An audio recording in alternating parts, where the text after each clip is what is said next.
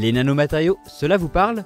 Peut-être pas, mais vous en utilisez tous les jours. Ils sont présents dans les crèmes solaires, les objets ménagers ou encore le dentifrice. Ce sont de minuscules particules qui peuvent avoir des propriétés bien surprenantes. Pour comprendre comment cela fonctionne, autant demander à un spécialiste.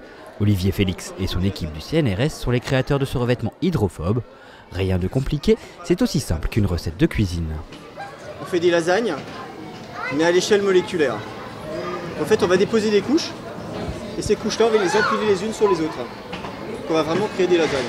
Face à lui, 4 jeunes venus au vaisseau pour Ose la recherche. Objectif de cet événement, faire se rencontrer ados et scientifiques. On va utiliser une approche de vulgarisation en rentrant par exemple les lasagnes. Et on va dire que on n'utilise pas de sauce tomate et de plaques de pâte, mais on va utiliser plutôt des objets qui vont être différents, de différentes structures à l'échelle nanométrique, donc très petites échelles. Et voilà. Et puis en général, ça se passe bien et on donne des exemples simples d'applications qui leur permettent de comprendre les propriétés, donc la magie des surfaces. L'événement a rassemblé près d'une centaine de jeunes et mobilisé 17 chercheurs. Une fois n'est pas coutume, si aujourd'hui ils sont sortis du labo, c'est pour parler de leur métier, bien plus que de leur domaine de recherche. Ils découvrent le métier de chercheur. Un petit peu une science, mais ça ils ont d'autres occasions, il y a des tas d'occasions de découvrir les sciences. Mais qu'est-ce que c'est que le métier de chercheur?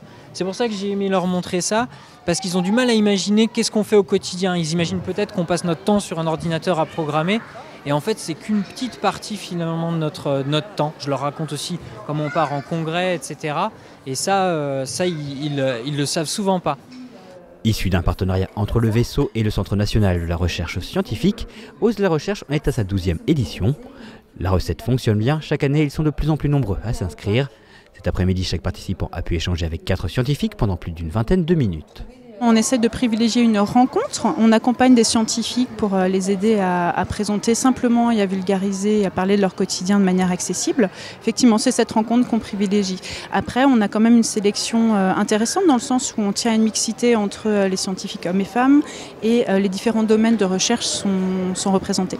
C'est un événement qui fonctionne bien, c'est pour ça qu'on le reproduit d'année en année en essayant de modifier systématiquement le scénario, d'apporter, d'ajuster des nouveautés.